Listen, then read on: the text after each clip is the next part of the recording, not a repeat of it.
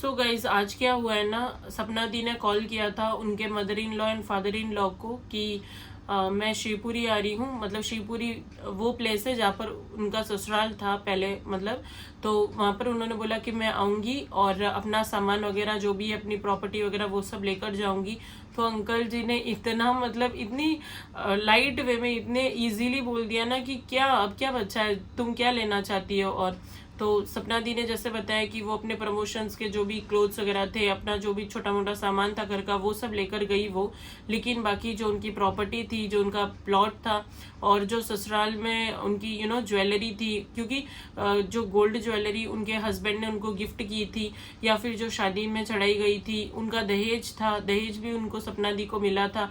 तो वो सब भी सामान था। और यूट्यूब से इतना मतलब उन्होंने पैसा कमाया, तो उनसे ही उन्होंने प्लॉट लिए और प्रॉपर्टी वगैरह खरीदी है। मथुरा का एक घर है, उसकी भी बहुत ज़्यादा बातें चल रही है। तो ये सब जो पैसा है वो खुद सपना दी ने ही कमाया है, ये सब हम सब ने देखा हुआ है।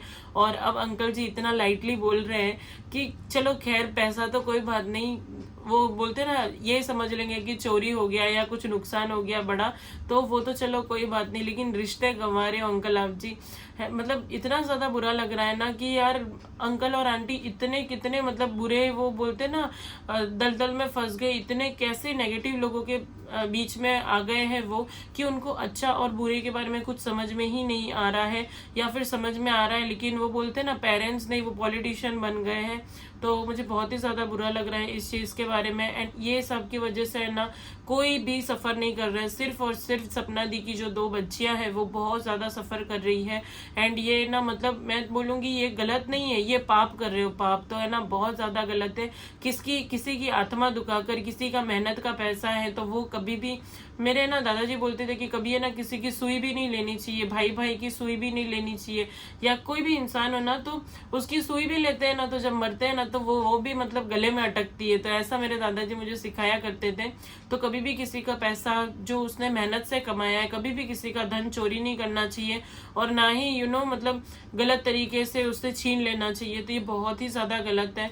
तो अगर अंकल आंटी के पास में मेरी ये वीडियो जा रही है ना, या अंशु के पास में भी जा रही है, तो प्लीज जाकर एक बार ये वीडियो अंकल आंटी को जरूर बताना प्लीज। उनका जो खुद का कमाया हुआ पैसा है, उनकी मेहनत का है, दिन रात जो भी यूट्यूबर्स होते हैं, ऐसा नहीं है कि मतलब आ गए वीडियो बना ली 10-15 मिनट की और हो गया, मतलब पूरा पूरा दिन देना पड़ता है, फैमिली को अलग रखना पड़ता है, वीडियोस वगैरह बनानी पड़ती है, उनको एडिट करना पड़ता है, तो बहुत ज्यादा मेहनत करनी पड़ती है।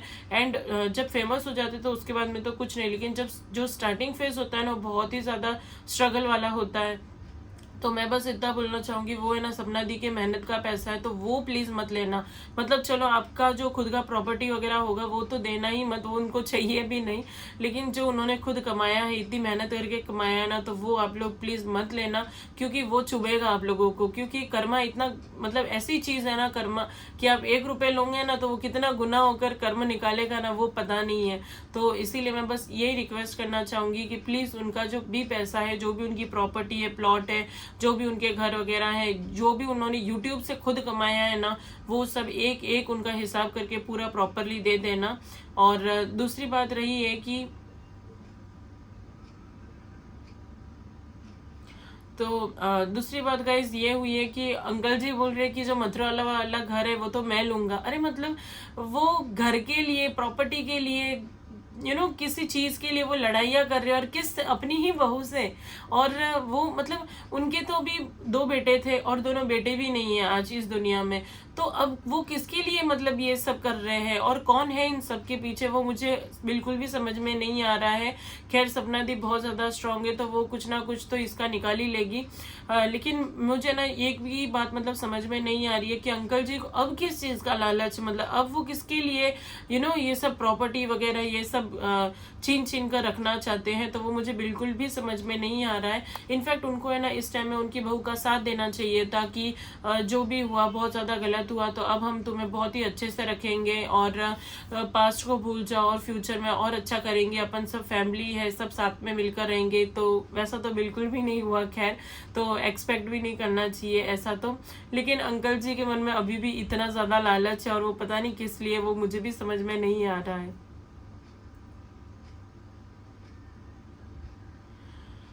हाँ एंड गाइस, मुझे ना एक बात समझ में नहीं आ रही है कि जब एक लड़की की शादी होती है ना, तो जब भी वो शादी करके आती है तो मतलब है ना, उसको गोल्ड वगैरह चढ़ाया जाता है। मतलब हमारे राजस्थान में भी चढ़ाते हैं, तो दीदी के वहां पर भी चढ़ाया हुआ होगा। तो वो जो गोल्ड चढ़ाते हैं, तो वो गोल्ड भी अंकल जी ने रख लिया है। मतलब क्या करूंगी अब उस गोल्ड का? आपके तो दोनों बेटे भी नहीं है और अब बस 2 बच्चियां हैं। मतलब उनके लिए आपको कुछ ना कुछ करना चाहिए, आपको आपकी तरफ से कुछ जोड़कर उसके अंदर जोड़ना चाहिए, ताकि इन फ्यूचर जब आप दोनों नहीं रहोगे तो आपकी बहू के पास में एटलीस्ट पैसा तो रहेगा, एटलीस्ट गोल्ड तो रहेगा। लेकिन नहीं, अंकल जी बोल रहे गोल्ड वो तुम्हारा नहीं होता है, वो तो ससुराल वालों का था, हमने लाया था तो वो हम ही रखेंगे। तो भाई रख लो, लेकिन तुम तो मतलब बोलते हैं ना, तुम्हारे रिश्ते खोते जा रहे हो। तो वो गोल्ड है, वो प्रॉपर्टी के बारे में बात करें, प्लॉट के बारे में, पैसे के बारे में, तो ये सब आपको वापस मिल जाएगी। लेकिन जो रिश्ता आप गंवा रहे हो ना, मतलब आपकी बिहेवियर की वजह से, वो आपको कभी नहीं मिलेगा।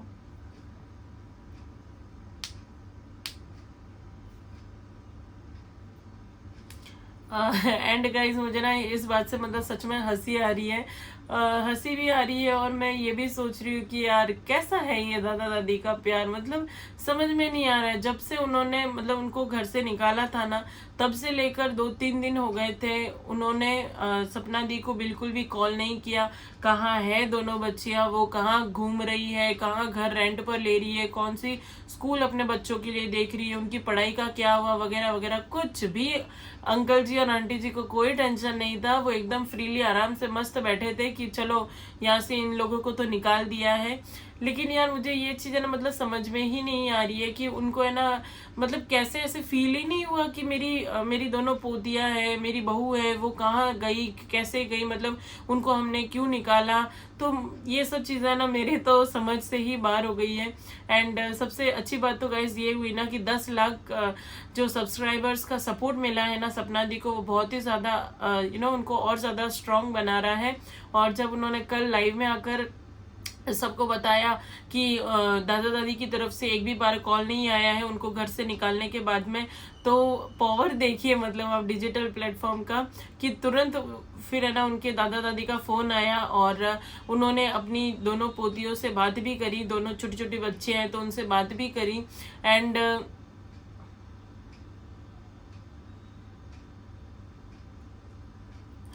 अंकल जी है ना, मतलब है ना कॉल पर पूछ रहे थे कि स्कूल गई थी क्या। मतलब वो पोती को पूछ रहे कि तू स्कूल गई थी क्या। अरे अंकल जी, आपको तो ये भी नहीं पता है कि उनको है ना घर मिला कि नहीं मिला, वो कहाँ रह रहे हैं, किसके साथ रह रहे हैं, उनके पास पैसे थे या नहीं थे, उनको स्कूल मिली या नहीं मिली। उनको तो इतना तक मतलब बोलते हैं ना कुछ भी पता ही नहीं है जैसे कि।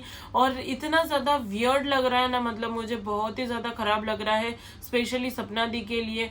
और खुद से एकदम आराम से चिल्ड एकदम, और एकदम अच्छे से पूछ रहे और स्कूल वगैरह गई थी। अरे उनको तो तुमने घर से बाहर निकाल दिया, उनकी जो एजुकेशन वगैरह था वो सब तो तुमने खराब कर ही दिया। पता नहीं अब उनको एडमिशन मिलेगा भी कि नहीं मिलेगा, क्योंकि सितंबर मंथ भी चालू हो गया है, तो काफी जगह पर जून जुलाई में ही एडमिशन्स हो जाते हैं। तो उस हिसाब से पता नहीं अब उधर क्या चल रहा है, वो बस सपना दी को पता है। एंड मैं लखन भैया को बस इतना ही बोलना चाहूंगी कि प्लीज आप है ना सपना दी को फुल सपोर्ट करना, और हो सके तो उनको भी मतलब फाइनेंशियली तो नहीं, लेकिन जो भी आप आपकी तरफ से हेल्प कर पाए वो आप प्लीज करना। ये हम सब लखनी फैमिली की तरफ से आपको एक छोटा सा मैसेज है। लखन भैया वैसे तो हमको पता है आप करोगे ही।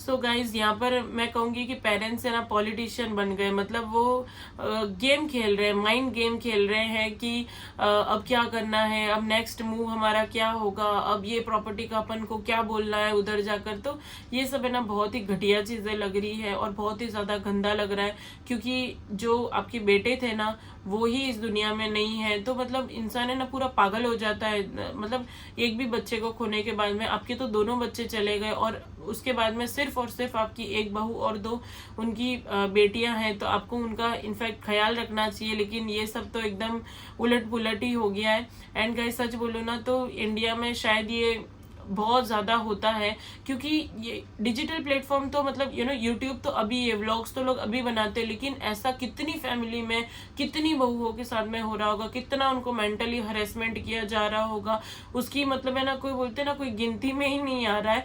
ये तो ठीक है कि सपना दी इतनी बड़ी मीडिया इन्फ्लुएंसर थी, वो यूट्यूबर है, इतनी बड़ी यूट्यूबर है, तो उस वजह से ये सब चीज़ें बाहर आई, और बाहर भी अभी आ रही है। मतलब वो सब पहले नहीं हुआ था, पहले जो भी होता था वो सब वो हाइड करती थी। उनको जो पहले वाले हस्बैंड थे वो उनकी पिटाई वगैरह भी करते थे, उनके साथ में गाली गलौज होता था, और उनके मायके वगैरह जाने से उनको मना किया जाता था, और उनके मायके वाले भी जब आते थे तो भी अंकल आंटी को बहुत ही ज़्यादा प्रॉब्लम हो जाती थी। तो ये सब भी उन्होंने सहन किया, सपना दी ने ये सब सहन किया, ये सब में ना उन्होंने चुप्पी रखी, और अब जब वो बोल रही है ना तो सबको बहुत ज़्यादा चुभ रहा है। तो चुभ रहा है तो चुभने दो, लेकिन ये बातें अब तो बाहर आएगी गाइस। सो गाइज कोई कोई लोग बोल रहे हैं कि सपना दी को लड़का नहीं हुआ था, दोनों लड़कियां ही थी, इसीलिए शायद उनको बाहर निकाल दिया होगा। तो मुझे ना एक चीज मतलब वंश और अंश में कोई ज्यादा फर्क नहीं होता है। अगर आप दिल से मानो ना, आजकल लड़कियां क्या कुछ नहीं कर रही है। मतलब आजकल लड़कियां डॉक्टर है, इंजीनियर है, पुलिस, और डॉक्टर बोलते ही मुझे ना वो कोलकाता वाला केस याद आ जाता है, और इतना ज्यादा बुरा लगता है। तो वहां पर भी जो ये गलत काम करके आया है ना, वो किसी का वंश ही था। तो गाइस मैं मतलब यही बोलना चाहूंगी कि कभी भी वंश में और अंश में फर्क ना करें, और बेटियां तो बेटों से भी बढ़कर होती है। और गाइस मतलब है ना, दादा और पोती का तो रिश्ता इतना ज्यादा प्यारा होता है ना। मतलब मैं आज भी अगर मेरे दादाजी को याद करती हूँ ना तो मेरी आंखें भर आती है, मुझे इतना रोना आता है कि यार मेरे दादाजी कितने ज्यादा अच्छे थे, वो इतना हमको सपोर्ट करते थे। और मेरे साथ में कुछ भी प्रॉब्लम होती थी ना, जैसे कि मतलब मम्मी ने मुझे डांट दिया या पापा जी गुस्सा हो गए वगैरह कुछ भी, तो मैं तुरंत फोन करती थी मेरे दादाजी को, क्योंकि मुझे पता होता था कि उधर से जो भी फाइनल होगा ना, वो बस फाइनल ही है फिर हमारे घर के लिए। तो जब भी वो उनका डिसीजन बता देते थे ना, तो तब पापा जी भी कुछ नहीं कर सकते थे। और जैसे कि मुझे कभी कहीं घूमने भी जाना होता था वगैरह कुछ भी होता था ना, तो मैं सीधा दादाजी को फोन करती थी गाइस। और ये बात एकदम सच है। वैसे तो मेरे पापा जी मना नहीं करते हैं, लेकिन कभी कभी एक होता है ना, पेरेंट्स के मन में कभी कभी ऐसे डर होता है कि भाई नहीं बच्ची अकेली जाएगी, ये होगा वो होगा, तो उनको बहुत ज्यादा डर लगता था। लेकिन जब भी मैं दादाजी को फोन करती थी तो उधर से आंसर यस ही आता था। और दादा पोती का रिश्ता जो होता है ना, वो बहुत ही ज्यादा अमेजिंग होता है। दादा पोता का भी रिश्ता बहुत ही ज्यादा अच्छा होता है। लेकिन यहाँ पर तो रिश्ते का ना मतलब पोस्टमार्टम ही कर दिया है। हाँ, एंड गाइस जो अंकल की जो वाइब्स है ना, मतलब अंकल आंटी की जो वाइब्स थी उस वीडियो कॉल के ऊपर भी, अगर आप लोग ने वो वीडियो नहीं देखी है तो प्लीज आप देख लेना स्टेपी गर्ल्स चैनल के ऊपर जाकर। तो जो अंकल आंटी की जो वाइब्स थी ना, मतलब वो जो बात कर रहे थे, जो उनके दिमाग में शायद चल रहा था, वो बिल्कुल भी मैच ही नहीं हो रही थी। तो वाइब्स है ना कभी भी गाइस झूठी नहीं होती है, वो तो साफ साफ पता चल ही जाता है कि कितना प्यार है आपको आपके पोती के लिए, आपकी बहू के लिए।